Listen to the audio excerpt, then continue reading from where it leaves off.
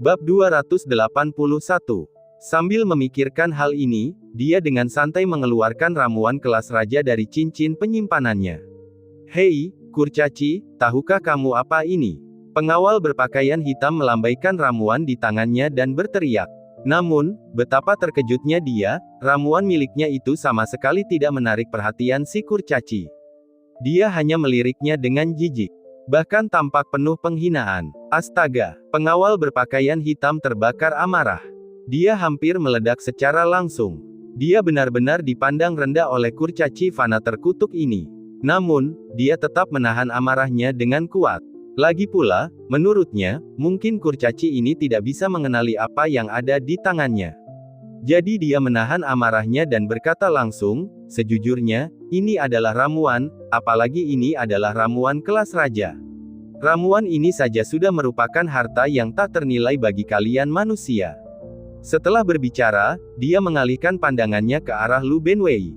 Dia tampaknya sudah membayangkan ekspresi terkejut dan tamak di wajah kurcaci itu saat dia menyadari ada ramuan tingkat raja di tangannya. Karena meskipun ramuan raja ini tidak berarti apa-apa baginya, tapi pasti akan membuat orang-orang iri. Namun, yang mengejutkannya sekali lagi, reaksi Lu Benwei benar-benar menentang harapannya. Dia bahkan tidak meliriknya. Ya, setelah dia menyatakan itu adalah ramuan kelas raja, kurcaci fana terkutuk ini bahkan tidak memandangnya. Hal ini hampir membuat pengawal berpakaian hitam menjadi mengamuk. Ini adalah ramuan kelas raja. Mengapa manusia tidak menunjukkan sedikit pun keterkejutan dan bahkan mengabaikannya? Baiklah, berpura-puralah jika kau mau. Aku akan membuatmu berpura-pura. Pengawal berpakaian hitam menggertakkan giginya dengan keras dan menggerakkan telapak tangannya, mengambil ramuan lainnya. Ini adalah ramuan kelas kaisar. Bahkan kaisar bela diri akan berjuang mati-matian untuk mendapatkannya tetapi tidak berhasil. Sekarang selama kau melompat dari kapal sendiri, aku bisa memberimu ramuan ini. Bagaimana menurutmu? Bagimu ini adalah kesempatan sekali seumur hidup. Setelah berkata demikian, pengawal berpakaian hitam mengangkat sudut mulutnya lagi. Ia menolak untuk percaya bahwa di bawah godaan seperti itu, kurcaci di depannya masih dapat menahan diri. Akhirnya, Lu Benwei melihat ke arahnya. Namun di luar dugaannya, yang keluar bukanlah ketamakan melainkan suara penghinaan, "Kamu mengoceh tentang makanan anjing yang tidak berharga, bahkan menyuruhku melompat dari kapal. Apa kepalamu terbentur?" Ses. Perkataan itu hampir membuat pengawal berpakaian hitam itu memuntahkan seteguk darah. "Makanan anjing. Beranikah kau menyebut ramuanku sebagai makanan anjing? Apakah kamu buta?" Dia menghardik dengan marah. Namun Lu Benwei kembali menatapnya dengan tenang dan berkata dengan lembut, "Mengapa aku harus berbohong padamu? Makanan itu adalah makanan yang biasa dimakan anjingku di rumah." Anda. Pengabaian dan penghinaan total Lu Benwei membuat pengawal berpakaian hitam marah. Seluruh tubuhnya gemetar saat matanya berkilat marah. "Hai manusia hina, bahkan jika itu berarti memancing kemarahan tuanku hari ini, aku akan memberimu pelajaran yang bagus." Setelah berkata demikian, dia menggerakkan telapak tangannya dan mengubahnya menjadi cakar tajam yang mencengkeram leher Lu Benwei.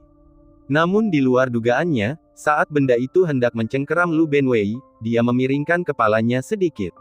Wajah pengawal berpakaian hitam berubah drastis. Dia telah mengendalikan kekuatannya dengan sangat baik, namun entah bagaimana, dengan bunyi plop, seluruh tubuhnya terjatuh ke sungai. Mendengar keributan dari belakang, Yi Feng dan Huang Wujing yang tengah asyik mengobrol, buru-buru menoleh ke belakang untuk melihat. "Apa yang terjadi di sini?" Yi Feng bertanya dengan heran. Namun Huang Wujing mengerutkan kening. Dia tahu dengan jelas kekuatan penjaga ini, jadi bagaimana dia bisa tiba-tiba jatuh ke sungai. Setelah sampai di darat, Huang Wujing mengarahkan pandangan penuh tanya langsung ke arah pengawal berpakaian hitam. "Guru, aku. Wajah pengawal berpakaian hitam memerah ketika dia tergagap tanpa bisa mengeluarkan kata-kata. "Apa sebenarnya yang terjadi?" Huang Wujing bertanya dengan serius. "Saya." Menghadapi gengsi Huang Wujing, pengawal berpakaian hitam akhirnya menceritakan seluruh kejadiannya, lalu dengan cepat menjelaskan, "Aku hanya ingin memberinya pelajaran, tetapi aku tidak tahu bagaimana caranya, entah bagaimana aku malah terjatuh ke sungai." Main-main saja." Huang Wujing memaki dia dengan berteriak. Tuan, bawahanmu pantas mati. Aku tidak akan berani lagi.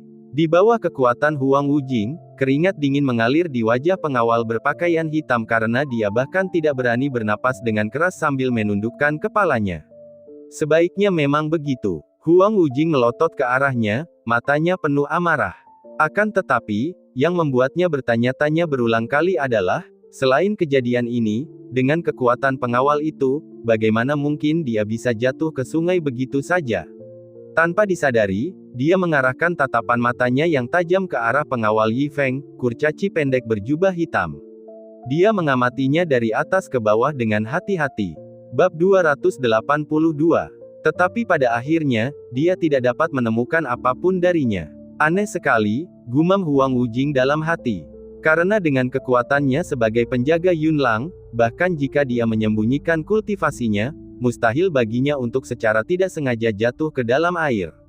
Dia mengira Lu Benwei pastilah seorang guru rendahan yang menyebabkan situasi ini. Namun sekarang tampaknya jelas mustahil. Tidak peduli bagaimana dia mengamatinya, pengawal Yi Feng tidak lebih dari seorang manusia biasa, sebiasa yang dia kira. Tentu saja ada juga kemungkinan. Artinya, kekuatan penjaga ini, Yi Feng, begitu dahsyat sehingga bahkan Huang Wujing tidak dapat melihatnya. Namun apakah ini mungkin? Huang Wujing jelas tidak berpikir demikian. Karena seseorang yang bisa kedap air di hadapannya pasti mempunyai kultivasi yang jauh lebih kuat darinya.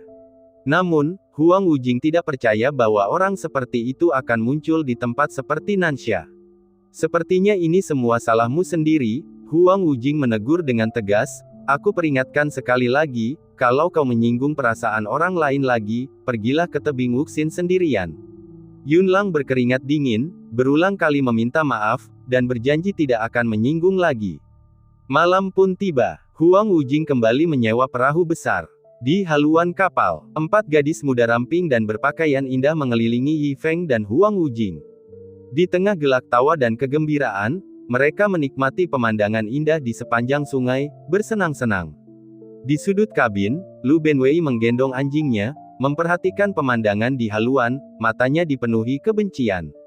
Lihatlah mereka, lalu lihatlah dirinya sendiri. Mengapa? Namun, yang membuat Lu Benwei semakin tidak nyaman adalah banyaknya perahu serupa di sungai. Dan secara kebetulan, sebuah perahu bunga yang ukurannya kira-kira sama dengan milik mereka berpapasan dengan perahu mereka. Dan apa yang terjadi di kapal itulah yang paling menyakiti Lu Benwei. Karena di kapal itu, satu orang dikelilingi oleh belasan gadis cantik, yang sedang bermain petak umpet sambil ditutup matanya. Hahaha, ketahuan nih. Tepat saat perahu berada paling dekat dengan Lu Benwei, orang yang ditutup matanya itu tiba-tiba menangkap 2 gadis, memeluk mereka dan tertawa bahagia. Adegan ini membuat Lu Benwei merasa sedikit iri dan cemburu. Dan yang benar-benar membuatnya kesal adalah pria di perahu itu botak. Kenapa, Lu Benwei tidak bisa menahan diri untuk bergumam. Kakak, kendurkan peganganmu sedikit, aku tidak bisa bernapas, kata anjing Lu Benwei, Aoking, dengan wajah memerah, suaranya berdering. Ah, hidup itu hambar. Melihat ini, Lu Benwei akhirnya melepaskan anjing yang dipegangnya tanpa sadar, menghela nafas berat, dan mengungkapkan nada sedih. Pemandangan di kapal seberang juga terlihat oleh Yi Feng. Seorang biksu bersenang-senang. Itu benar-benar membuatnya tak bisa berkata apa-apa. Kakak, aku punya sesuatu untuk diberikan kepadamu. Setelah minum 2 gelas anggur, hubungan Huang Wujing dan Yi Feng semakin membaik.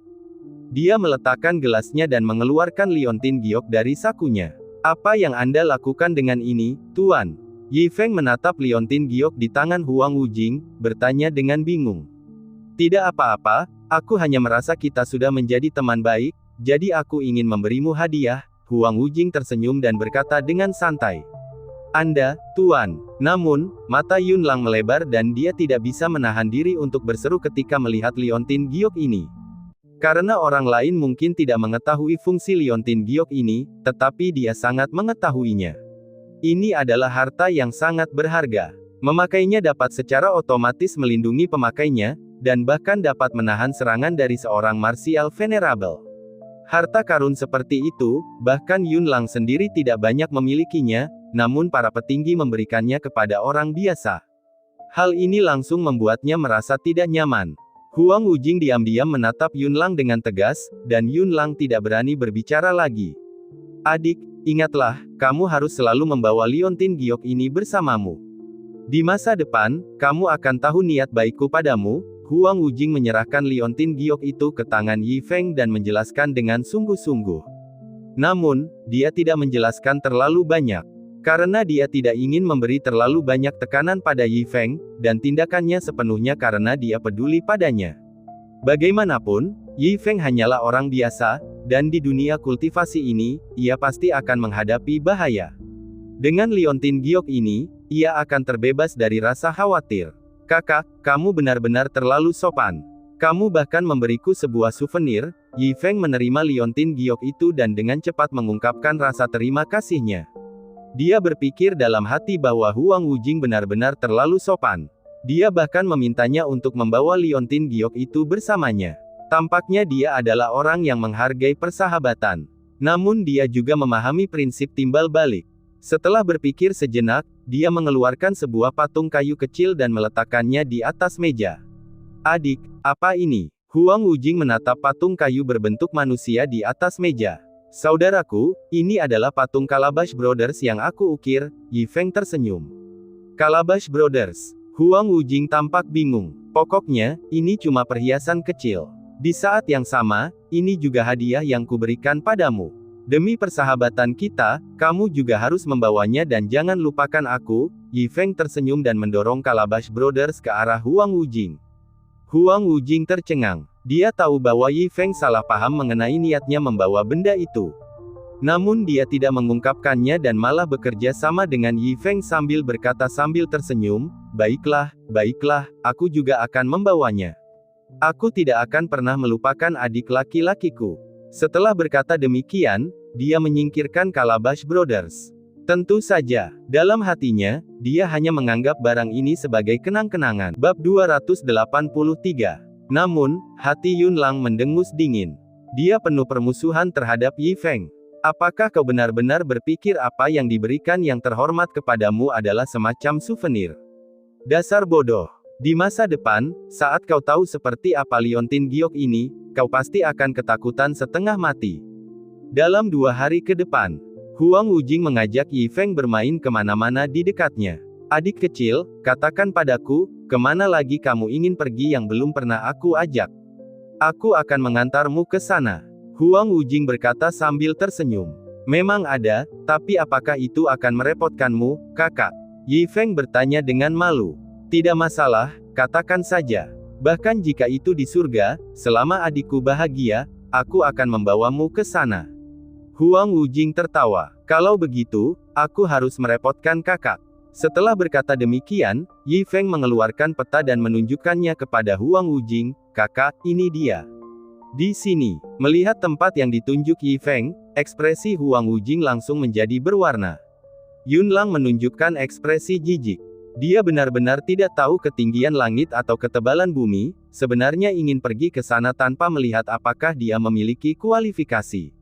Perlu diketahui bahwa tempat ini merupakan pintu masuk menuju Nansa Chaotic Place. Ini adalah tempat kecil tersendiri, dan hanya ada satu tempat seperti ini di seluruh benua Sungai Abadi.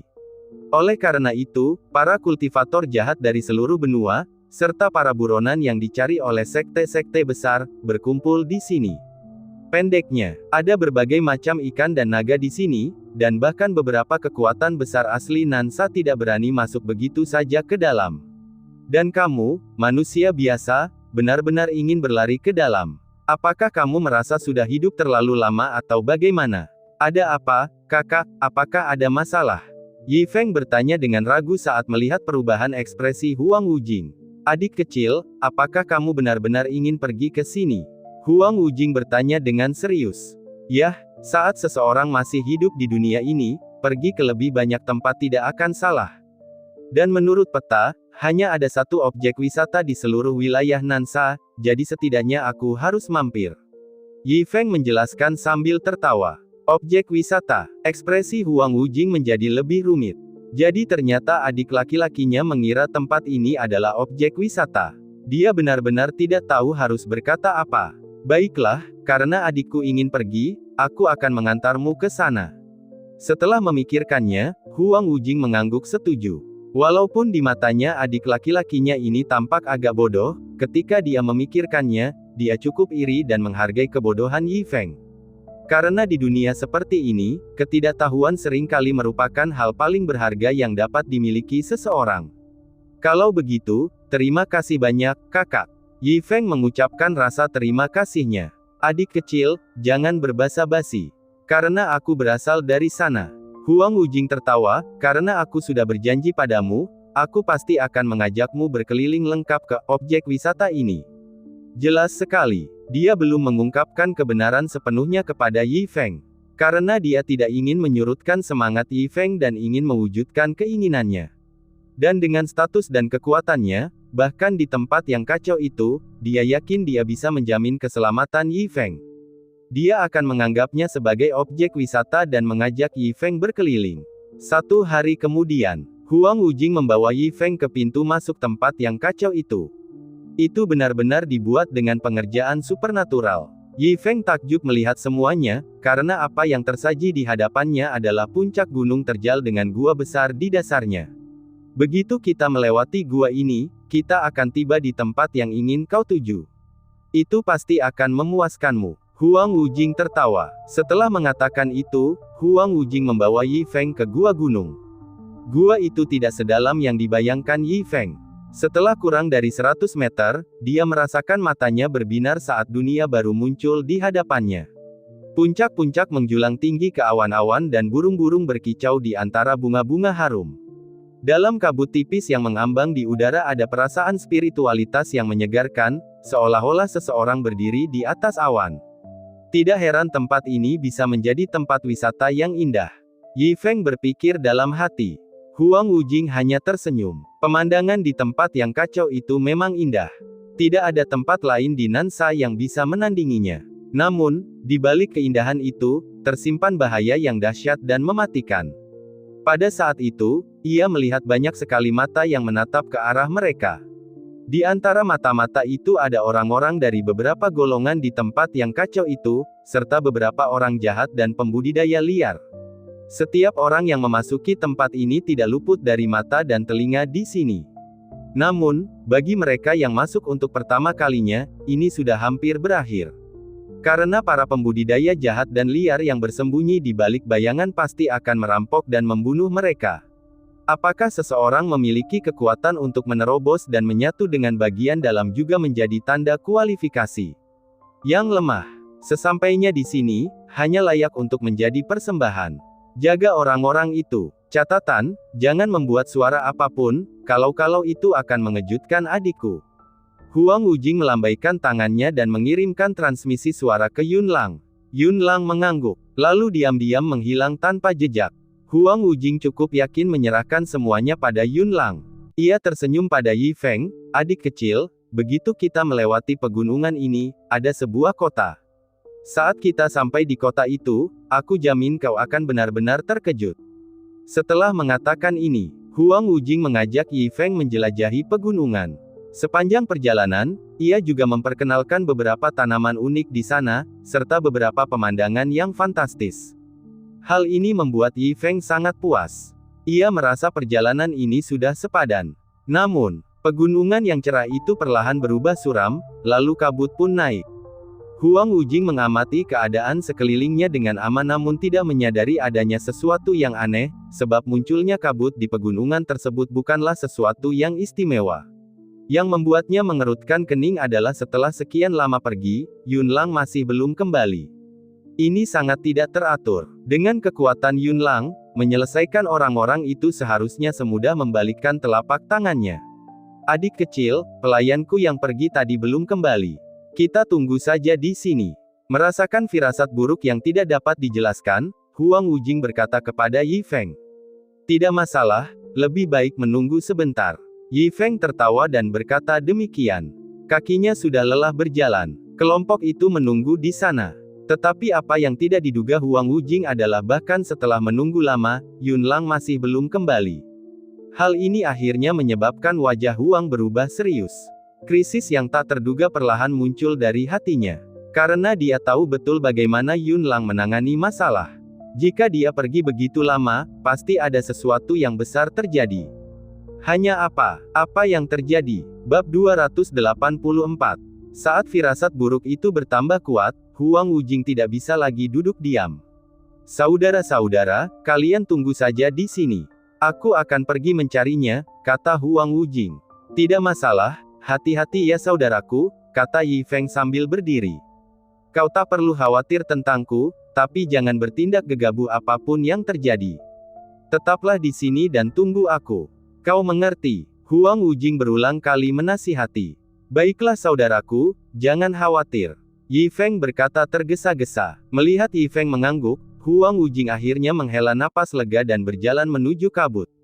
Menurutnya, meskipun kabut menghalangi pandangannya, kabut itu tidak dapat menghalangi indera spiritualnya.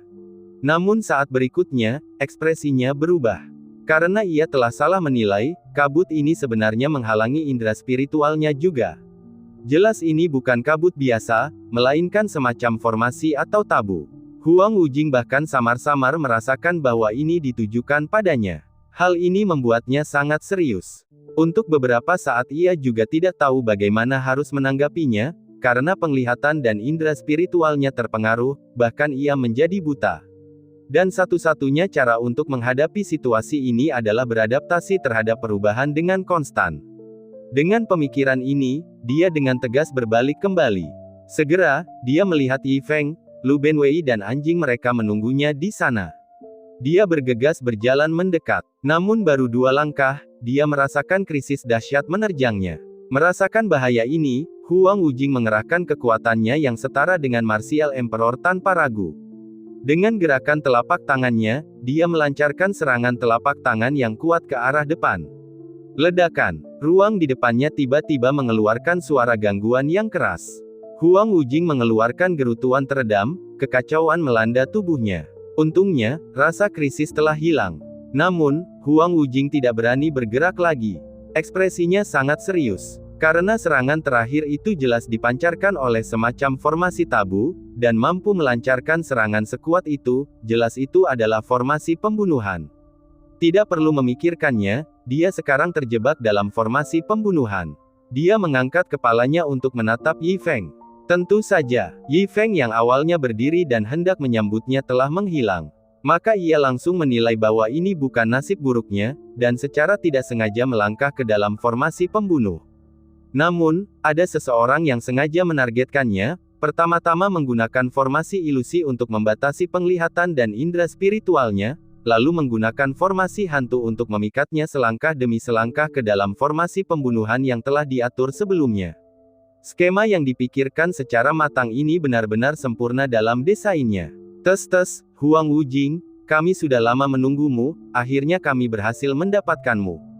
Pada saat ini, 3 sosok berjalan keluar dari kabut, terdengar tawa dingin. Itu kamu, Chaos Five Elements. Ekspresi Huang Wujing berubah. Benar sekali, ini kami. Hari itu saat kau membunuh kakak kami, hari ini kami datang untuk membalas dendam, kata seorang pria berambut merah. Hari itu elemen logam membantai orang-orang tak berdosa dan mencoba mengembangkan ilmu jahat dengan mengorbankan puluhan ribu nyawa. Meskipun aku bukan orang suci, aku tidak tahan melihat tindakan seperti itu, membunuhnya berarti bertindak atas nama surga, kata Huang Wujing dengan suara berat. Lagi pula, elemen air, yang terkuat di antara kalian berlima, tidak ada di sini. Apa kau benar-benar berpikir bahwa hanya kalian bertiga yang bisa menandingiku? Masih sama sekali tidak menyesal bahkan ketika menghadapi kematian. Pria berambut merah itu berkata dengan dingin, berurusan denganmu, tidak perlu bagi saudari kedua untuk mengambil tindakan sama sekali. Hanya kami bertiga yang dapat dengan mudah menanganimu, lagi pula sekarang kau berada di dalam formasi pembunuh. Alis Huang Wujing berkerut tanpa terasa. Dalam keadaan normal, selama elemen air tidak ada, dia tidak perlu takut pada orang-orang ini. Namun sekarang terjebak dalam formasi pembunuh ini, dia bahkan tidak bisa melangkah sedikit pun. Berurusan dengan ketiga orang ini dalam situasi seperti ini sungguh sangat sulit. Jangan buang-buang kata, saudara-saudara. Kirim dia ke sana. Elemen api berambut merah mengeluarkan suara dingin. Mendengar ini, elemen kayu menjadi yang pertama membentuk segel tangan. Kayu, ikat. Diiringi teriakan dingin, tanah tempat Huang Wujing melangkah tiba-tiba retak. Akar yang tak terhitung jumlahnya, seperti ular, muncul dan merayap naik, menyebar dari kaki Huang Wujing ke lengannya, mencoba mengikatnya dengan erat. Setelah elemen kayu, elemen tanah juga merilis tekniknya pada saat yang sama. Bumi, metode gravitasi hebat. Setelah satu teriakan dingin, Huang Wujing tiba-tiba merasakan tekanan luar biasa membebaninya, kakinya langsung terkulai ke tanah. Dalam situasi seperti ini, raut wajah Huang Wujing berubah, keringat dingin pun mengalir. Formasi pembunuh itu tidak hanya membatasi kemampuannya untuk bergerak, tetapi teknik pengikatan elemen kayu dan teknik gravitasi elemen tanah niscaya memperburuk keadaan. Huang Wujing, turunlah ke neraka dan bertobatlah. Melihat Huang Wujing dalam kondisi seperti ini, kebencian memenuhi wajah elemen api, disertai tawa yang mengerikan. Tangannya dengan cepat membentuk segel. Api, api neraka. Saat suaranya berakhir, bola api raksasa mengembun dari udara tipis. Itu seperti matahari kecil yang terik, mengandung energi yang menakutkan. Pada saat ini, suhu di sekitar mereka melonjak. Udara seakan terbakar setiap saat. Mati. Akhirnya bola api besar ini bergerak ke arah Huang Wujing. Melihat ini, mata Huang Wujing terbelalak. Pada saat normal, dia pasti punya cara untuk menangkis serangan ini, tetapi saat ini dia sama sekali tidak punya kemampuan untuk melawan. Keengganan tampak di sudut matanya. Apakah ini akan menjadi akhir bagi Huang Wujing dalam hidup? Bab 285. Ledakan. Tepat pada saat kritis ini, tiba-tiba terdengar ledakan keras. Namun, ledakan sonik ini bukan berasal dari serangan elemen api, melainkan dari cincin penyimpanannya sendiri. Bersamaan dengan ledakan itu, cahaya merah yang menyilaukan muncul di depannya. Di lampu merah berdiri suatu sosok. Dia merentangkan tangan dan kakinya dan berdiri tegak di udara dalam postur karakter besar. Dengan labu besar di atas kepalanya yang persegi, wajahnya yang persegi memiliki sepasang alis miring, matanya cerah. Ia mengenakan rompi kecil dengan tepi dan sudut, dan di pinggangnya ada daun hijau. Apa ini? Ketika Huang Wujing melihat orang ini, dia sangat terkejut. Dengan ingatannya yang kuat sebagai kaisar bela diri, dia langsung ingat bahwa orang di depannya persis sama dengan ukiran kayu kecil yang diberikan Yi Feng kepadanya. Lebih tepatnya, sosok yang menghalanginya adalah ukiran kayu kecil yang diberikan Yi Feng kepadanya. Tepat saat dia terkejut melihat fungsi ukiran kayu itu, pemandangan yang lebih mengejutkan tiba-tiba muncul di depan matanya. Boneka labu di depannya tiba-tiba tumbuh membesar, menjadi raksasa yang menjulang tinggi, sehingga pada saat ini Huang Wujing hanya bisa melihat tumitnya. Menghadapi jurus mematikan elemen api, bola api besar yang diselimuti energi mengerikan itu telah menjadi mainan kecil di tangan raksasa itu. Ia meraihnya dengan satu tangan. Lalu dia dengan ganas melemparkannya kembali ke elemen api. Dengan teriakan yang menyedihkan, elemen api mati tepat akibat serangannya sendiri. Kemudian, di bawah tatapan tercengang Huang Wujing, raksasa labu itu langsung mengangkat sebuah gunung di sebelahnya dan mengangkatnya di atas kepalanya, lalu dengan keras menghancurkannya ke arah elemen kayu dan elemen tanah yang tersisa. Ledakan. Suara yang menggetarkan bumi terdengar, dan seluruh pegunungan berguncang.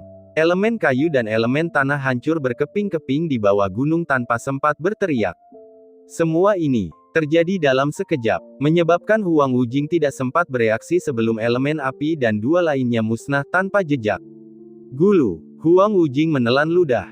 Keringat dingin mengalir di dahinya. Bahkan seseorang sekuat dirinya pun bisa dihalangi oleh cara yang mengerikan seperti itu. Tidak peduli bagaimana dia memikirkannya, dia tidak dapat membayangkan bagaimana ukiran kayu kecil yang tidak mencolok dapat memiliki kekuatan sebesar itu. Apa sebenarnya yang terjadi di sini? 1000 keraguan muncul dalam benaknya. Yi Feng jelas hanya orang biasa, jadi bagaimana mungkin benda yang diberikannya memiliki kekuatan sebesar itu? Mungkinkah saudaraku ini sebenarnya seorang ahli tersembunyi? Namun, itu pun tidak mungkin. Kalau dia benar-benar seorang ahli, setelah menghabiskan berhari-hari bersama, sekalipun dia adalah kaisar bela diri 10 kehidupan, tetap mustahil baginya untuk tidak menyadari petunjuk apapun. Kecuali, saudaraku ini seorang yang abadi. Tetapi spekulasi ini bahkan lebih tidak masuk akal. Orang lain mungkin tidak tahu, tetapi orang-orang yang telah memasuki jajaran Kaisar Bela Diri sebenarnya tahu bahwa di benua Sungai Abadi, jalan menuju keabadian telah lama terputus. Artinya, mustahil bagi makhluk abadi untuk muncul di benua Sungai Abadi saat ini, dan pada saat yang sama, para ahli dari alam abadi juga mustahil untuk datang ke benua Sungai Abadi. Pada saat ini, raksasa yang telah tumbuh besar itu tiba-tiba menyusut dan berubah kembali menjadi ukiran kayu kecil, jatuh di kaki Huang Wujing. Huang Wujing mengambil ukiran kayu kecil itu dan memeriksanya dengan saksama, tetapi ternyata ukiran itu telah retak. Jadi itulah yang terjadi. Melihat ukiran kayu kecil yang retak, Huang Wujing menebak suatu kemungkinan dalam benaknya. Itulah ukiran kayu kecil yang ditinggalkan oleh seorang abadi sebelum jalan menuju keabadian terputus, dan kemudian karena beberapa alasan yang tidak diketahui, ukiran kayu itu jatuh ke dunia fana. Secara kebetulan, benda itu jatuh ke tangan Yi Feng, dan kemudian Yi Feng memberikannya kepadanya sebagai oleh-oleh, yang menyelamatkan hidupnya. Ini juga menjelaskan mengapa setelah mengerahkan kekuatannya sekali, ia retak. Kemungkinan besar kekuatannya yang dahsyat telah berangsur-angsur berkurang sepanjang sejarah, dan pertunjukan kekuatan surgawiyahnya yang hebat tadi telah sepenuhnya menghabiskan kekuatan dahsyat yang tersimpan dalam tubuhnya. Kakak, kamu benar-benar beruntung. Awalnya aku ingin memberimu sesuatu untuk melindungi dirimu, tetapi aku tidak menyangka bahwa apa yang kamu berikan kepadaku ternyata menyelamatkan hidupku. Huang Wujing tersenyum meremehkan dirinya sendiri. Tapi bagaimanapun, ini bisa dianggap kebaikan melahirkan kebaikan. Kalau saja dia tidak memberikan liontin giok itu pada Yi Feng, mungkin Yi Feng pun tidak akan memberinya ukiran kayu kecil ini, dan tidak akan bisa menyelamatkan nyawanya karenanya. Setelah memikirkan semua itu, dia menyingkirkan ukiran kayu kecil itu, dan tatapannya kembali serius. Sebab, meski krisis yang ditimbulkan oleh elemen api dan dua lainnya berhasil dihindari, krisis yang dihadapinya karena terjebak dalam formasi pembunuhan belum terselesaikan. Waktu berlalu perlahan. Yi Feng yang bosan bersandar di pohon dan sudah tidur siang. Tetapi ketika dia terbangun, dia menemukan bahwa Huang Wujing dan Yun Lang belum kembali. Melihat kabut tebal, Yi Feng sangat khawatir. Setelah memikirkannya, dia tetap memutuskan untuk pergi mencari Huang Wujing. Tetaplah di sini, jangan pergi kemanapun. Jika Huang dan yang lainnya kembali, tunggulah di sini bersama mereka sampai aku kembali. Yi Feng memberi instruksi pada Lu Benwei. Lu Benwei membuka dan menutup rahangnya, dan melihat Yi Feng melotot padanya, dia cepat-cepat mengubah kata-katanya, "Oh."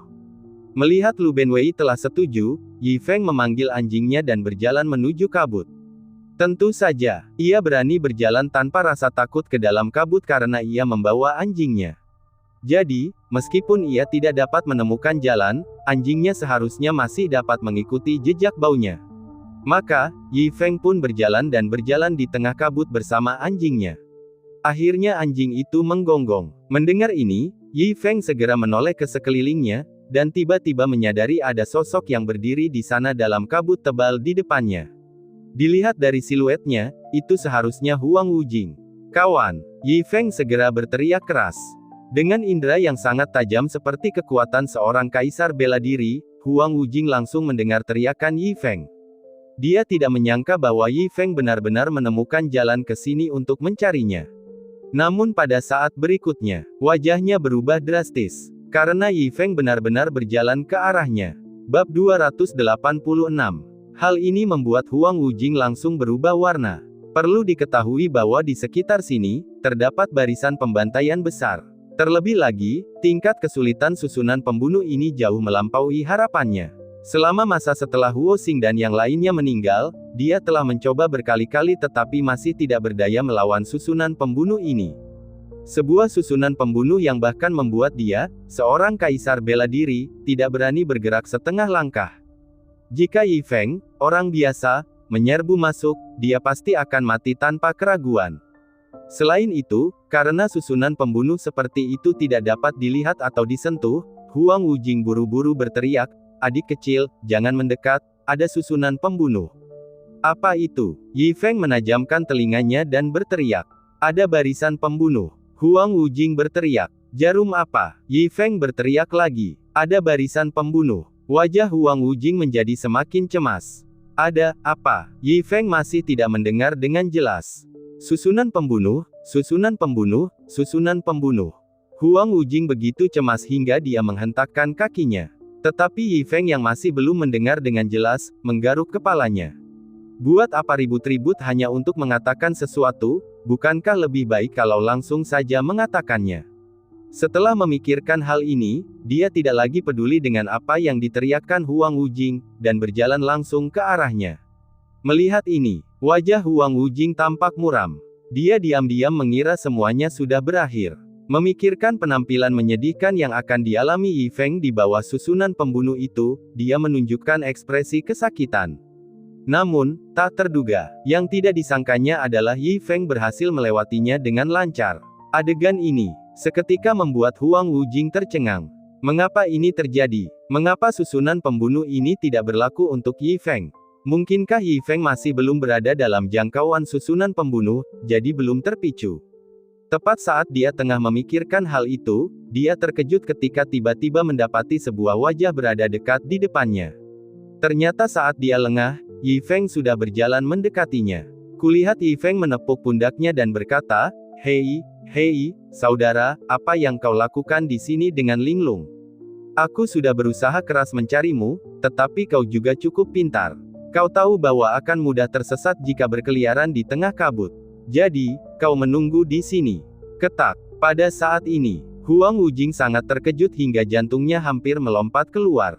Cara dia memandang Yi Feng seolah-olah dia melihat hantu. Kalau bisa dikatakan tempat-tempat yang diinjak Yi Feng sebelumnya belum berada dalam jangkauan susunan pembunuh, maka pada saat ini Yi Feng berdiri di depannya, tidak mungkin dia belum berada dalam jangkauan susunan pembunuh. Tapi masih tidak terluka. Bukannya dia berharap Yi Feng akan mendapat masalah, hanya saja dia benar-benar tidak bisa memikirkan solusinya. Jelas ketika dia menggerakkan kakinya dengan ringan, ada serangan susunan yang kuat datang menyerangnya, membuat bahkan dia, seorang master kaisar bela diri, tidak berani melangkah santai, tapi orang biasa dapat melewatinya dengan lancar. Hal ini langsung mengejutkan Huang Wujing. Ini benar-benar menentang logika. Huang Wujing bahkan mengaitkan ukiran kayu kecil sebelumnya, dan telah berhipotesis bahwa Yi Feng adalah semacam ahli super yang tidak dapat dilihatnya, tetapi tetap saja itu tidak masuk akal. Karena tidak peduli seberapa kuat seorang ahli super, mereka juga akan memicu susunan pembunuh untuk menyerang. Paling-paling, jika kekuatan mereka cukup kuat, mereka akan dapat dengan mudah mengalahkan serangan dari susunan pembunuh. Tetapi sekarang, susunan pembunuh ini sepenuhnya mengabaikan keberadaan Yi Feng. Apa sebenarnya yang terjadi di sini? Dia terkejut, dan hendak bertanya kepada Yi Feng ketika dia melihat Yi Feng sudah berjalan jauh dengan anjingnya, sambil berteriak, "Kakak, jangan terganggu, kamu bisa berjalan sekarang. Dengan anjing di sini, kita tidak akan tersesat. Kamu harus bergegas dan mengikuti." Huang Wujing bahkan semakin bingung. Melihat Yi Feng berjalan dengan kedua tangan di belakang punggungnya, menggoyangkan kepalanya sambil menyenandungkan sebuah lagu, dia langsung merasa bahwa semua yang ada di depan matanya begitu tidak nyata. Mungkinkah susunan pembunuh itu sudah menghilang secara otomatis saat adik kecil Yi Feng berjalan mendekat? Dia memikirkannya lama sekali dan hanya ini penjelasan yang dapat dia temukan. Setelah memikirkan hal ini, dia memperlihatkan sikap waspada dan berjalan keluar dengan satu kaki dengan hati-hati. Tentu saja, rangkaian pembunuhan telah menghilang. Jadi begitulah. Huang Wujing menghela napas lega. Tampaknya susunan pembunuh itu menghilang begitu saja ketika Yi Feng berjalan mendekat. Meskipun ini pertama kalinya dalam hidupnya dia melihat suatu susunan menghilang secara otomatis seperti ini, untuk situasi saat ini, hanya ini yang bisa menjadi penjelasannya. Adikku ini benar-benar orang yang beruntung. Belum lagi ukiran kayu kecil yang menyelamatkan hidupku sebelumnya, waktu hilangnya susunan pembunuh ini juga sangat tepat. Huang Wujing mendesah. Kemudian dia bergegas menyusul Yi Feng. "Bagaimana, saudaraku, apakah kamu masih belum menemukan penjagamu?" tanya Yi Feng. Tatapan mata Huang Wujing sedikit menurun dan dia menggelengkan kepalanya. Ini jelas merupakan gerakan mematikan yang diarahkan kepadanya oleh jarum 5 elemen yang kacau. Bahkan dia, Huang Wujing, mengandalkan ukiran kayu kecil yang diberikan oleh Yi Feng untuk lolos dari bencana. Yun Lang mungkin akan hancur. Memikirkan ukiran kayu kecil itu, Huang Wujing mempertimbangkan apakah akan memberitahu Yi Feng tentang apa yang baru saja terjadi, apakah akan memberitahu Yi Feng bahwa ukiran kayu kecil yang diberikannya telah menyelamatkan nyawa Huang Wujing. Kau, Ci Lagou di Lagou. Tetapi ketika melihat Yi Feng berjalan dengan kedua tangan di belakang punggungnya, menggelengkan kepalanya sambil menyenandungkan sebuah lagu yang membuatnya merasa tak terlukiskan, dia tetap mengurungkan niatnya itu. Karena menceritakan kepada Yi Feng tentang apa yang terjadi berarti dia harus menjelaskan semuanya secara lengkap, termasuk tingkat kultivasi dan identitasnya. Selain apakah hal-hal seperti itu mungkin membuat Yi Feng takut atau tidak, dia juga perlu mempertimbangkan apakah Yi Feng masih akan mempertahankan hubungan seperti ini dengannya setelah mengungkap identitas dan tingkat kultivasinya. Jadi dia memilih untuk tidak mengatakannya. Adapun anugerah penyelamat hidup dari ukiran kayu kecil itu, dia akan mengingatnya secara diam-diam di dalam hatinya dan mencari kesempatan untuk membalasnya nanti. Jangan khawatir, saudaraku, pengawalmu pasti baik-baik saja. Mungkin dia juga takut sepertimu dan menunggu di suatu tempat tanpa bergerak. Dia akan kembali sendiri setelah kabut menghilang. Yi Feng berkata sambil tertawa memberi semangat. Semoga saja begitu. Huang Wujing memaksakan tawa. Sebenarnya, yang paling dia khawatirkan bukanlah Yunlang, tetapi orang lain yang belum muncul. Elemen air. Seorang wanita yang bahkan membuat Huang Wujing merasa takut. Huang Wujing bertanya pada dirinya sendiri, di antara seluruh alam caotik tidak banyak orang yang ia takuti, tetapi elemen air ini jelas salah satunya. Lebih berlebihannya lagi, kalau dia tidak menahan diri karena identitasnya, dia pasti ingin berjalan-jalan di sekitar wanita itu saat dia melihatnya. Dan dilihat dari gaya 5 elemen, karena trio elemen api telah muncul di gunung ini, maka elemen air juga pasti ada di gunung ini.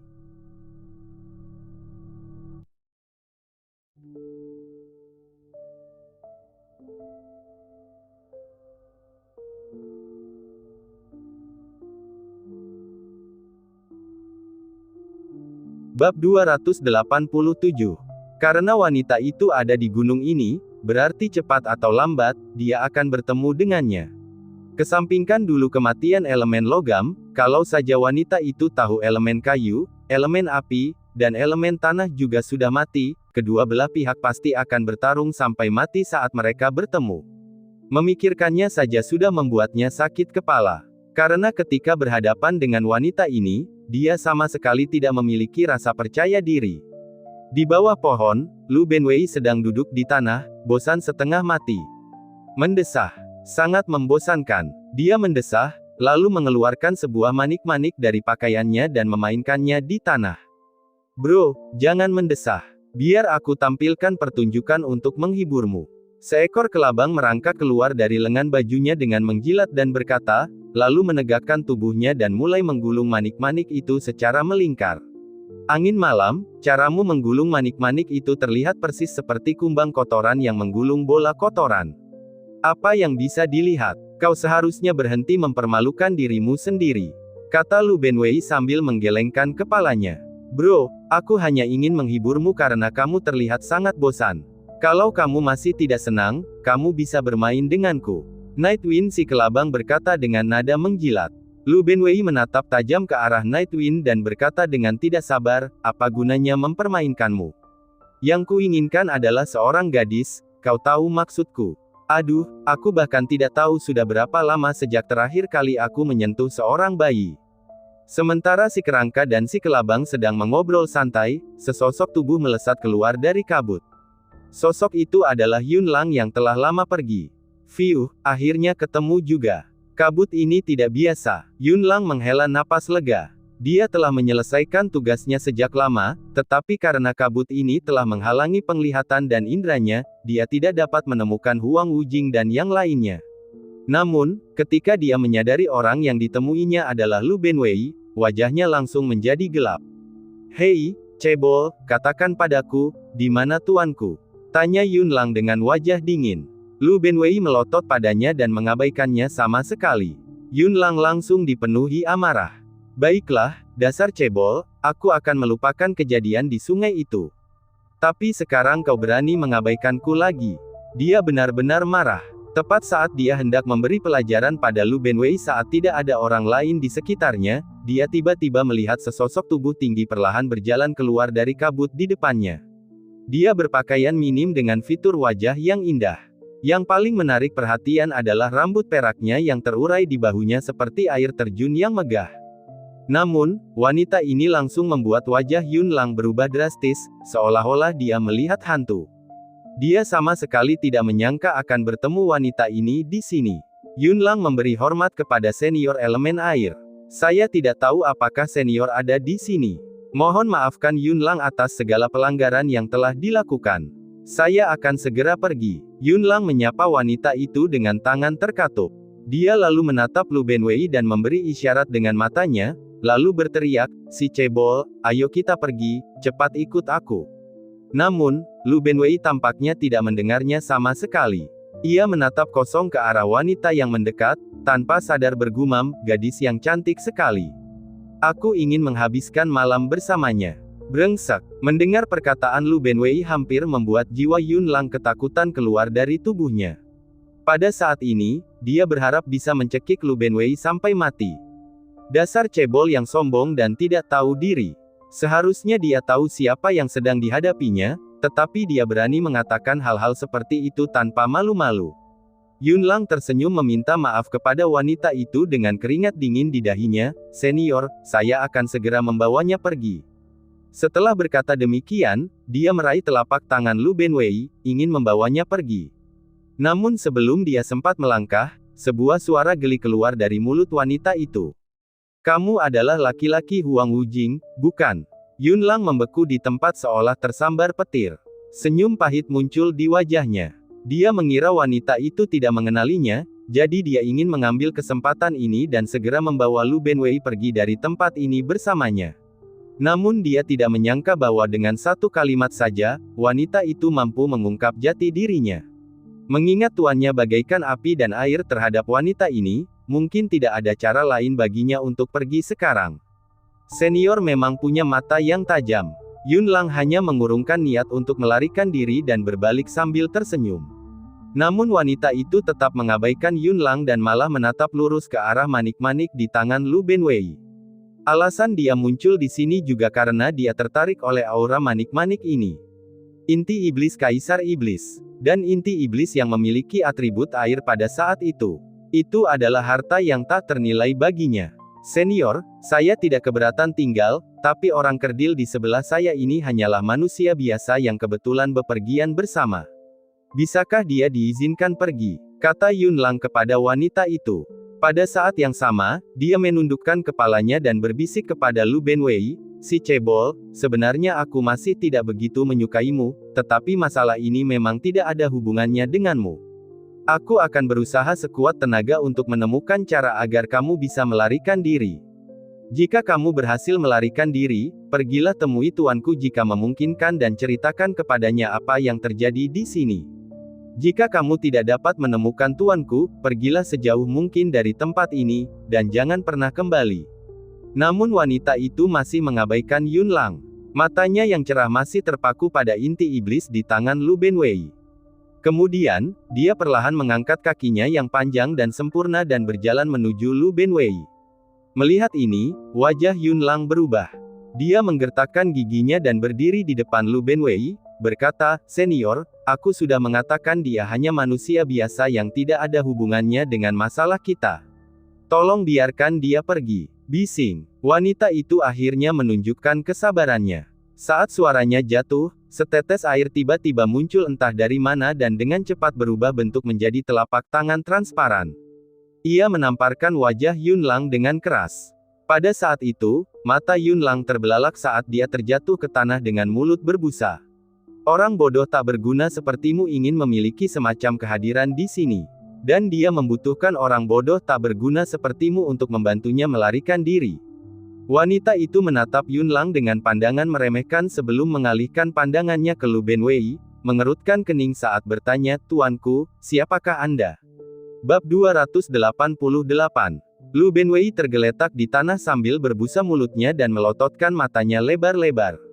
Apa yang dikatakan wanita ini? Apakah maksudnya kurcaci ini lebih kuat darinya? Bagaimana ini mungkin? Tetapi elemen air sama sekali mengabaikannya, melangkah melewatinya dan berhenti pada jarak 10 meter dari Lu Benwei. Matanya menatap ke atas dan ke bawah ke arah Lu Benwei. Dia tampaknya ingin melihat apa yang dilakukan Lu Benwei. Tetapi pada Lu Benwei dia tidak bisa merasakan sedikit pun tingkat kultivasi, dia tampak seperti orang biasa. Tak heran jika sampah di bawah kakinya menganggap lelaki berjubah hitam ini sebagai orang biasa. Akan tetapi, dia menyadari pil iblis itu, seseorang yang bisa meraih dan bermain-main dengan pil iblis Kaisar Iblis dua kehidupan tidak mungkin hanya orang biasa. Setidaknya, situasi yang sulit dipahami ini membuat elemen air tidak berani bertindak gegabah untuk saat ini. Selain itu, cara dia menatap langsung ke arahnya membuatnya merasa tidak nyaman. Tiba-tiba, Lu Benwei pindah. Hal ini membuat elemen air sangat waspada. Namun yang tidak diduganya ialah lelaki berpakaian hitam itu memetik sekuntum bunga kecil di dekatnya, lalu tiba-tiba mengulurkan tangannya ke arahnya. Adegan yang tidak dapat dijelaskan ini langsung membuat elemen air kebingungan. "Tuan, apa maksud Anda?" Elemen air memandang Lu Benwei dengan waspada, melirik bunga kecil itu lagi, dan tidak dapat menahan diri untuk bertanya. "Oh, saya lupa memperkenalkan diri." Lu Benwei merapikan jubah hitamnya dan berkata dengan sungguh-sungguh, "Aku adalah Lu Benwei Si, jatuh cinta pada pandangan pertama dengan Nona, memberikan sedikit bunga, berharap bisa menghabiskan malam penuh gairah dengan Nona." Ini, elemen air hampir membuka mulutnya lebar-lebar. Apakah orang ini tidak tahu kekuatannya? Menggoda dia dalam situasi seperti ini, dan menggoda dengan cara yang tidak pantas. Yunlang tergeletak di tanah sambil berbusa mulutnya. Rasanya ingin mati saja, kurcaci ini benar-benar tidak mau menempuh jalan yang normal. Dia tidak tahu apakah harus mengatakan dia mengaguminya atau itu seperti mencari kematian. Melihat penampilan Lu Benwei yang sangat tulus, elemen air tersenyum canggung dan berkata, "Tuan, sebaiknya Anda tidak bercanda dengan saya seperti ini, langsung saja ke intinya. Saya ingin manik-manik itu ada di tangan Anda. Jadi Tuan, bisakah Anda memberikannya kepada saya?" Saat dia berbicara tatapannya tertuju pada Lu Benwei. Hari ini, dia bertekad untuk mendapatkan pil iblis ini. Jika orang ini bersedia memberikannya padanya, itu akan sempurna. Tetapi jika dia tidak mau memberikannya, bahkan jika dia tidak bisa mengetahui tingkat kultivasinya, dia hanya bisa mengambilnya dengan paksa. Jadi Nona menyukai manik-manik ini. Lu Benwei berkata, "Tidak apa-apa, asalkan Nona menghabiskan malam yang penuh gairah denganku, mengobrol denganku, minum denganku, aku akan memberikannya pada Nona." Mendengar ini, ekspresi elemen air berubah beberapa kali. Dia menyadari bahwa pria berpakaian hitam di depannya hanyalah orang aneh. Kalau begitu, ada baiknya dia mencoba ikut dengannya. "Baiklah, aku setuju. Jadi sekarang kau bisa memberiku manik itu, kan?" Elemen air mengangkat sudut mulutnya dan berkata dengan santai. "Hebat, hebat." Lu Benwei berkata dengan gembira. Tanpa berkata apa-apa lagi, dia memberikan pil iblis itu kepada elemen air, sambil juga menyerahkan bunga itu. Sambil memegang pil iblis di tangannya, elemen air menampakkan ekspresi tidak percaya. Dia sama sekali tidak menyangka bahwa dia akan benar-benar mendapatkan pil iblis dengan mudah. Dia hanya mencoba mengikuti perkataan lelaki berpakaian hitam itu, dia tidak punya harapan kalau dia benar-benar akan memberinya pil iblis. Namun siapa sangka pria berpakaian hitam ini akan begitu murah hati. Dia benar-benar aneh.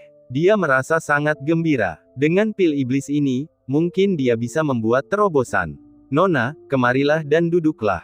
Cepatlah kemari dan duduk." Lu Benwei melambaikan tangannya dengan penuh semangat, sambil berjalan di atas sebuah batu. Dia menepuk-nepuk debu yang ada di batu itu, memberi isyarat dengan penuh semangat. Kalau ada yang duduk, seharusnya hanya kamu yang duduk sendiri. Terima kasih juga untuk pil iblisnya." Elemen air mengangkat sudut mulutnya dan berkata dengan santai. Lagi pula, dia sudah punya pil iblis di tangannya. Siapa yang rela menghabiskan malam penuh gairah dengan menemani orang aneh ini? Setelah berkata demikian, dia tertawa dingin. Lalu tubuhnya melesat cepat, menghilang dalam kabut. Lu Benwei yang dengan cemas berharap wanita itu akan datang, tertegun ketika wanita itu tiba-tiba menghilang. Seluruh tubuhnya membeku di tempatnya. Di samping, Yunlang terhuyung-huyung berdiri dari tanah, menatap elemen air yang telah pergi dengan ekspresi yang sama sekali tidak percaya di wajahnya. Dia mengira itu pasti kematian, tetapi tidak menyangka elemen air akan pergi begitu saja seperti ini. Perasaan selamat dari bencana ini memberinya rasa lega yang luar biasa. Dia buru-buru bertanya pada Lu Benwei, "Kurcaci, apa sebenarnya yang terjadi? Manik-manik apa milikmu yang begitu penting sehingga dia kehilangan minat untuk membunuh kita berdua hanya karena itu?" Mendengar suara Yun Lang sepertinya membuat Lu Benwei tersadar dari lamunannya. Baru kemudian dia bereaksi, berteriak marah, "Bagaimana dia bisa menipuku seperti ini? Bagaimana dia bisa pergi begitu saja? Bukankah kita sudah sepakat untuk menghabiskan malam yang penuh gairah bersama? Bagaimana dengan kepercayaan antar manusia?" Dia menempelkan tangan kanannya di dada dan terhuyung mundur selangkah. Nyeri, sungguh sakit hati yang teramat sangat. Dia akhirnya tahu bagaimana rasanya ditipu dan disakiti oleh seorang wanita. Sadarlah, bisa lolos dari bencana saja sudah merupakan keberuntungan. Apa kau benar-benar berpikir orang seperti dia akan menghabiskan malam penuh gairah dengan orang biasa sepertimu? Kata Yun Lang sambil memutar matanya. Namun Lu Benwei mengabaikannya sama sekali, malah dipenuhi amarah. "Tidak, wanita malang itu setuju untuk menemaniku, aku harus menangkapnya kembali." Suara marah Lu Benwei terdengar. Telapak tangannya terangkat santai seraya berteriak, "Kembalilah pada bajingan ini." "Pah!" Yun Lang melirik Lu Benwei ke samping. Dia sekarang juga menyadari bahwa kurcaci ini benar-benar idiot. Hanya dengan kamu mengangkat tangan, apakah kamu benar-benar pikir kamu bisa membawa elemen air kembali ke sini? Apakah kamu pikir kamu adalah dewa? Bab 289. Pada saat berikutnya, Yun Lang tercengang. Dia melihat sosok yang dikenalnya terbang kembali dari kabut tebal. Langsung ditangkap oleh tangan Lu Benwei. Patah. Yun Lang kesulitan bernapas. Ia merasa tidak bisa bernapas sama sekali. Sepertinya ada tulang ikan yang tersangkut di tenggorokannya. Ia tidak bisa mengeluarkan sepatah kata pun untuk waktu yang lama, dan bola matanya hampir keluar karena sangat terkejut. Orang kerdil ini dengan santai mengangkat tangannya dan benar-benar menangkap kembali elemen air. Pemandangan ini tampak begitu tidak nyata bagi Yun Lang.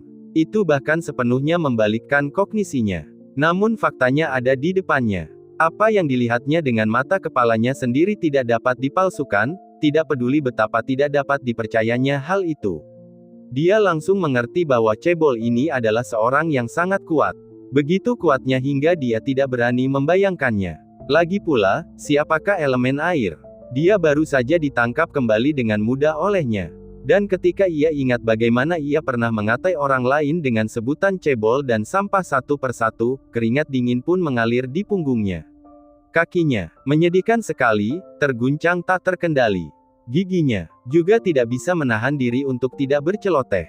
Saat ini, wajah elemen air juga dipenuhi ketakutan. Dia baru saja bersorak gembira karena berhasil memperoleh inti iblis Kaisar Iblis. Dalam hatinya, dia mengejek bagaimana dia akan bertemu orang aneh yang konyol seperti Lu Benwei. Namun di saat berikutnya, dia merasakan telapak tangan tak terlihat mencengkeramnya. Dan dengan kekuatan yang tidak dapat ia lawan sama sekali, ia ditarik kembali. Cara seperti itu, bahkan pada puncaknya sebagai reinkarnasi Kaisar Iblis dua kehidupan, tak pernah terdengar namanya. Itu hanya melampaui kognisi dia mengenai tingkatan kekuatan. Dia langsung menyadari bahwa dia telah menyebabkan masalah besar. Dia telah menyinggung sosok penting yang membuatnya merasa putus asa. "Senior, senior." Dia mengeraskan kulit kepalanya dan menoleh ke arah pria berjubah hitam itu, sambil memaksakan wajah tersenyum untuk meminta maaf. "Senior, saya buta. Mohon bermurah hati dan jangan bandingkan saya dengan karakter mulia Anda. Saya akan segera mengembalikan inti iblis Anda." Sambil berbicara, dia segera mengulurkan inti iblis dengan kedua tangannya. Kau benar-benar berani menipu perasaanku, ini sangat marah." Lu Benwei menghancurkan inti iblis Kaisar Iblis dua kehidupan dengan satu tangan, memancarkan suara marah. Melihat ini, seluruh tubuh elemen air menggigil ketakutan. Inti iblis adalah bagian terkeras dari binatang iblis. Inti iblis hancur berkeping-keping begitu saja. Jika dia memutuskan untuk menghancurkannya sampai mati, bukankah itu semudah bermain game? Dia segera berlutut di tanah, tubuhnya gemetar, memohon belas kasihan. Senior, aku benar-benar buta. Junior ini bersedia melakukan apa saja untuk meredakan amarah senior. Aku ingin kamu melayaniku, Lu Benwei berkata dengan marah. Baiklah, baiklah, selama senior melampiaskan amarahnya, biarkan junior ini melakukan apa saja dan aku bersedia. Elemen air berkata dengan cepat. Lebih seperti itu. Baru pada saat itulah kemarahan Lu Benwei mereda lebih dari setengahnya. Ia kemudian duduk di atas batu dengan tubuhnya bersandar malas pada batang pohon di belakangnya. Ia melambaikan tangannya dan berkata, berdansalah dulu untuk ini. Ini menempatkan elemen air dalam situasi yang sangat canggung. Dia akan baik-baik saja jika melakukan serangkaian gerakan bela diri, tetapi memintanya menari berarti merenggut nyawanya. Inti masalahnya adalah, saya bahkan tidak bisa menari. Namun, suara marah datang dari balik jubah hitam itu. Elemen air menggigil. Dia mengatupkan bibir merahnya dan mengeraskan kulit kepalanya. Dia memutar pinggang ular airnya dan dengan canggung mulai menari di depan Lu Benwei. Di samping, Yun Lang menyaksikan dengan takjub. Ini adalah elemen air. Seseorang yang bahkan tuannya yang mulia pun waspada terhadapnya. Dia benar-benar mulai memutar tubuhnya seperti itu. Dia menghirup udara dingin. Kalau dia tidak melihatnya dengan mata kepalanya sendiri, dia tidak akan pernah percaya hal seperti ini bisa terjadi. Tepat pada saat itu, dia tiba-tiba menyadari Lu Benwei memiringkan kepalanya ke arahnya.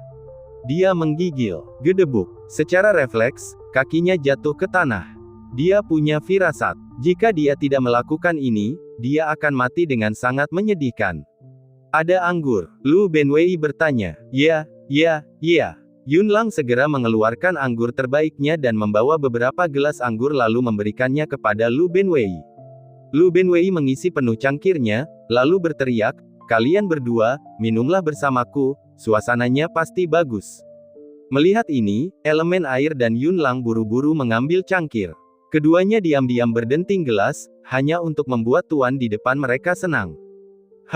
Lumayan. Lu Benwei menyilangkan kakinya dan merasa sangat santai dan nyaman. Di pahanya tampak seekor kelabang ikut meliuk-liuk, berkicau riuh mengikuti alunan musik. Hei, nona kecil, cepat katakan, siapa yang kau cintai? Pada saat ini, Nightwind Centipede menunjuk ke arah elemen air dan berteriak keras. Ekspresi elemen air berubah jelek. Matanya yang muram menatap ke arah kelabang angin malam. Sejak kapan Raja Iblis Kelabang Kecil berani berbicara padanya seperti ini? Namun, Nightwind Centipede melompat dan berteriak, Aiya, bro, lihat dia, wanita ini melotot ke arahku. Dia tidak menganggap serius adikmu. Mendengar ini, Lu Benwei memiringkan kepalanya sedikit, dan momentum tak terlihat menekan ke arah elemen air. Elemen air sangat ketakutan hingga wajahnya menjadi pucat. Dia segera menjelaskan, senior, saya salah, tolong redakan amarahmu. Kalau begitu cepatlah minta maaf padaku. Nightwind Centipede melompat dan berteriak, jika kau tidak meminta maaf, itu artinya kau tidak menganggapku serius. Tidak menganggapku serius berarti kau tidak menganggap serius saudaraku. Elemen air gemetar karena marah, tetapi setelah melihat Lu Benwei, dia masih menundukkan kepalanya dengan enggan dan berkata dengan gigi terkatup, maaf, Raja Iblis Agung, itu adalah kesalahanku. Lebih tepatnya begitu, Nightwind Centipede tampak sangat puas. Kemudian dia berteriak lagi, benar sekali, cepat katakan, siapa yang kamu cintai?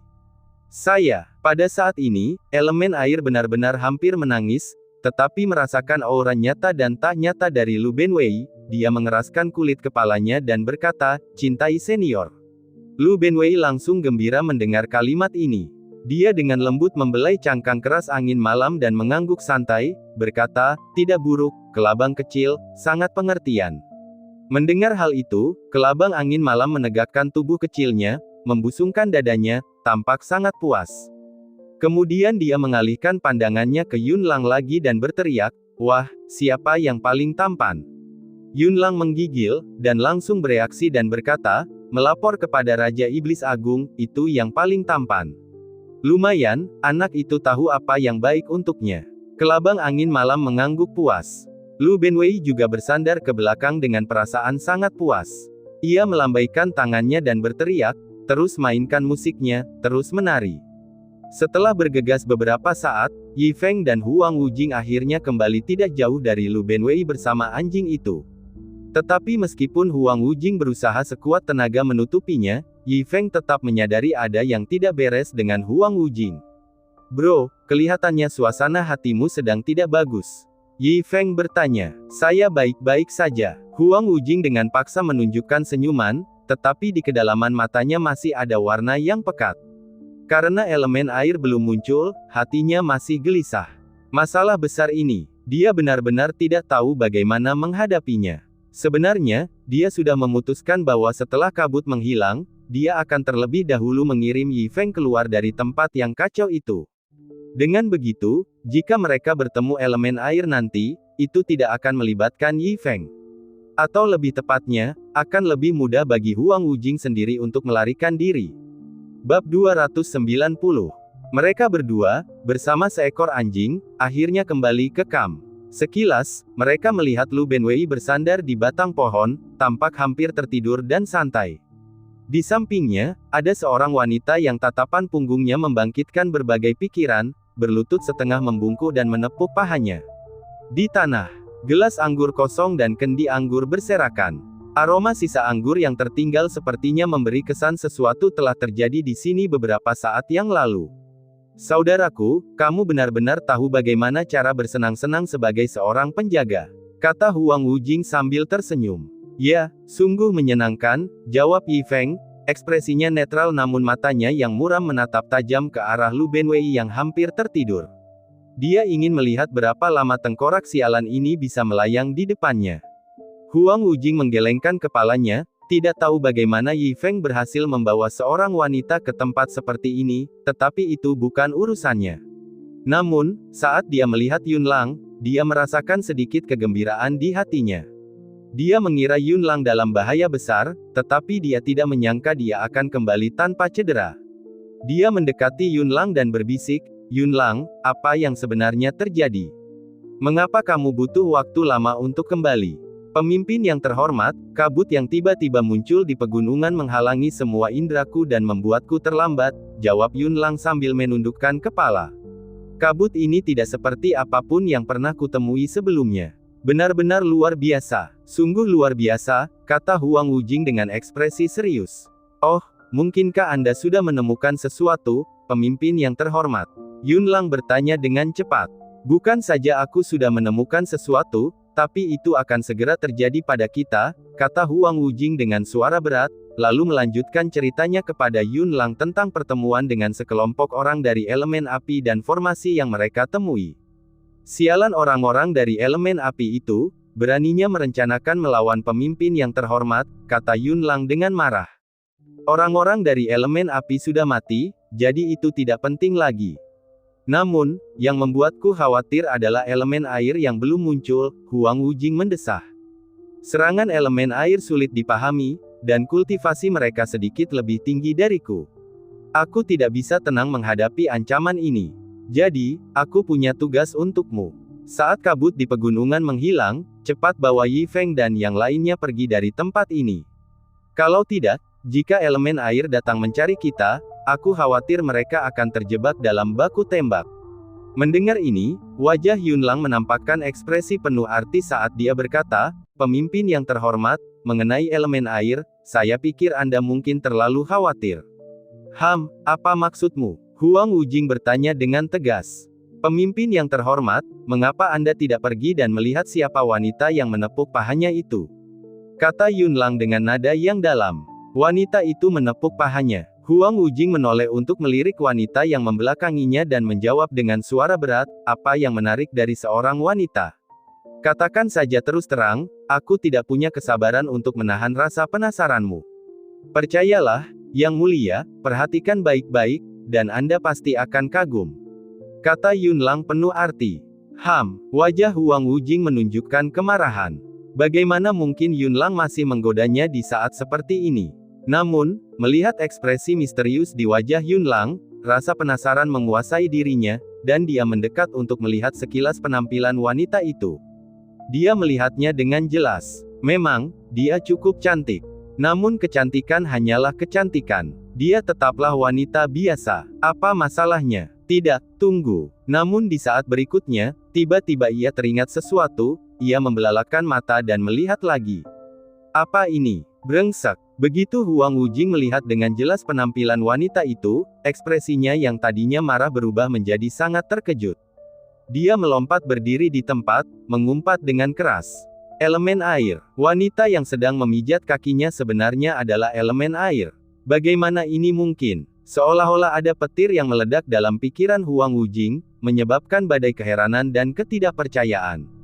Yang lebih luar biasa lagi adalah elemen air mengangkat kepalanya dan meliriknya, matanya dipenuhi dengan keengganan yang kuat, tetapi kemudian dia menundukkan kepalanya lagi dan terus memijat kaki Yi Feng.